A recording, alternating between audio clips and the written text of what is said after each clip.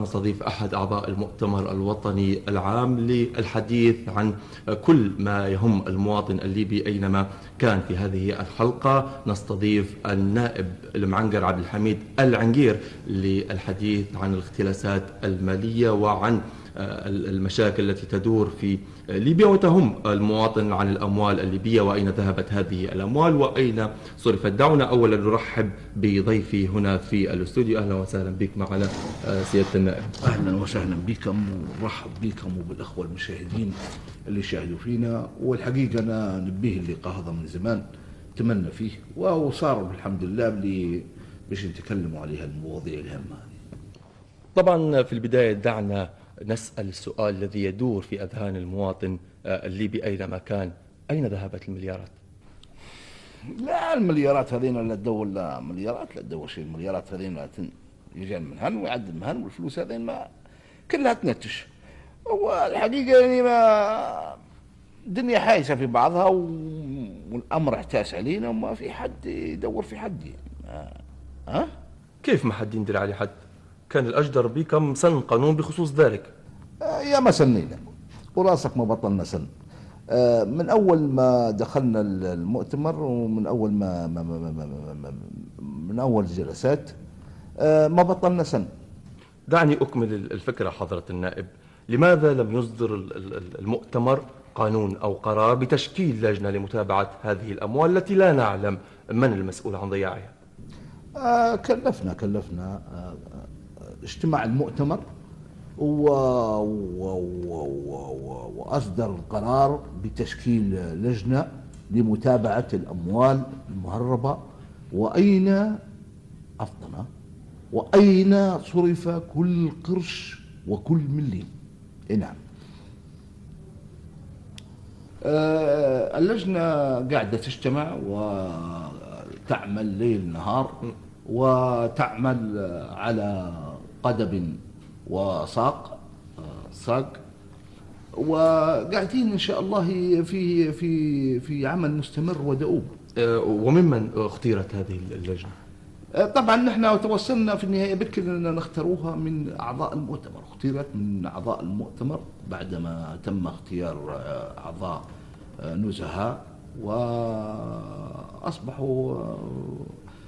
يباشرون العمل الآن. يعني اللجنة انبثقت عن المؤتمر الوطني؟ والله انبثقت ما انبثقت أنا أرفع عني، يعني لأن نعرف أن تم تشكيل لجنة من أعضاء المؤتمر، لكن كونها انبثقت ما انبثقت فكان شيء انبثقت وما عنديش علم، الله أعلم. لكن هي البثاق هذا ما في يعني كل شيء مسير، يعني ما تقدرش تعرف اللي انبثق من اللي ما انبثقش. ابقى معنا حضرة النائب. معنا الآن على الهواء مداخلة هاتفية. ألو، من معنا؟ السلام عليكم. وعليكم السلام ورحمة الله. أهلا وسهلا بك، تفضل. قلت لك يا أخويا ما برنامج كب الجراب. نعم تفضل. مرحبتين يا حسام. أهلا وسهلا بك. كيف الأمور؟ تمام الحمد لله. من معنا؟ تفضل خوي. الأمور تمام، أمورك تمام مية مية. الحمد لله كويس. تفضل، من معنا؟ قلت لك شنو موضوع الحلقة؟ اليوم نستضيف حضرة النائب المعنقر للحديث عن الأموال والمليارات التي أهدرت في ليبيا. تو معلش البلاد خربت يا حسومة. التلفزيون واطي، لا تقول لي واطي التلفزيون واسمعني مش سماعة على شيء.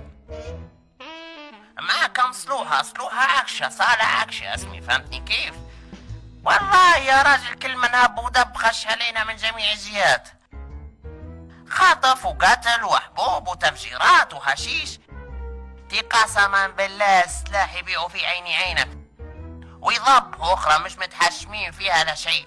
أول ما تخش السوق تسمع أربجيات كلاشنات رمانات. أقرب هنا على 106 يا عيني عينك، والله لا شحام لا جعارة. يا ريت تخليك في صلب الموضوع خونا وما تطلعش بينا برا الموضوع. في صلب الموضوع يا حسومة، والله من قلب الحدث نحكي لك باي.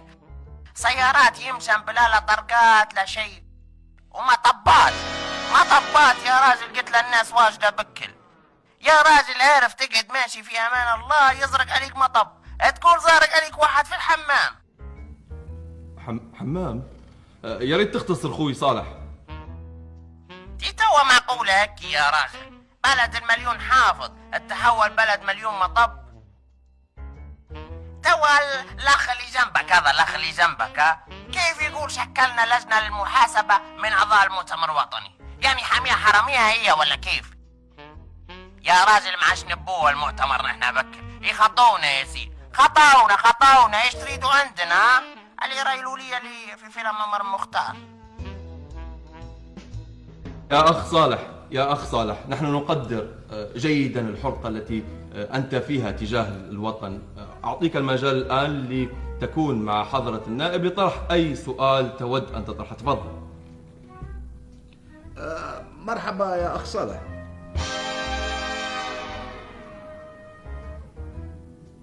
مرحبا. مرحبتين. فصل قاعد. لا مرحبا. كيف حالك؟ تمام. كيف حالك؟ يا راجل نبو حل قطعتونا. حل فيش؟ حل فيها الجماعة يا أخي، قاعد أصبح فينا ديمون واجد فكر. والدم كيف يصير فيه يا راجل؟ اي نعم. الو حضرة النائب. الو، من معنا؟ يبدو بأن السيد صالح رجع لنا مرة ثانية. أهلا وسهلا بك مرة أخرى سيد صالح. كانكم سكرتوا علي، أنا اللي ران عليكم رب. أهلا وسهلا بك. تفضل سيد صالح، لك الهواء، كمل حديثك. تفضل. شنو أمورك؟ تمام الحمد لله. تفضل سيد صالح، لك الهواء. تفضل. توا معلش الأخ اللي حذاك هذا ما يتحشمش يا وجع. نعم. تيقول طبسوا، عندنا نبغى نطبسوا يا راجل. توا معلش بعدين نحن درنا الثورة هذه باش نطبسوا. معلش مسؤول على كلامي وما تقوليش واطي التلفزيون. والله عيب عليك قدام العالم حشمتوا بينا. يا أخ صالح، معك حضرة النائب وبإمكانك أنك أنت تتحاور معه مباشرة. تسمع فيه حضرة النائب. تفضل. مرحبا يا أخ صالح. مرحبتين. معلش تو العملية كلها حتى تطبيز ولا لا يا حسومة؟ يا أخ صالح معك حضرة النائب، بإمكانك أنك أنت تتحاور معه مباشرة. تفضل. شو الأخبار؟ تمام. طيب أخ صالح، عارفك أنك أنت تبي تقول فيه ناس متحشمة في التطبيس في الشارع، وخاصة الناس الكبار في السن، ولكن هناك طريقة يعني ممكن يستعملوها بدون ما يطبسوا. شنو هو يا مقنعر؟ الدكتور المعنقر لو سمحت، تصحيح فقط. تفضل كمل فكرتك حضرة النائب. الفكرة إن هناك ناس مثلا كراعيهم ركبيهم ما عادش يقدروا يتنحفوا من التطبيس، أو متحشم، أو في اللي ما يقدرش يبرك من السمن. نعم. ياخذ عصاة مكنسة، عرفتوا؟ عصاة مكنسة يعلق فيها مراية من تحت، عرفت كيف؟ نعم. ويربطها بتل أو أي شيء يربطها هنا، عرفت كيف؟ ويجي مثلا بدل ما يطبس يشوف شنو تحت السيارة، ينزل العصا هيك وهو مصبي، عرفت كيف؟ ويبعد. لو بانت عليك حاجة في المراية ولاصقة ممكن أنت تعرفها على طول دون أن يعني تبرك الوضع. فهذه يعني تجربة حلوة.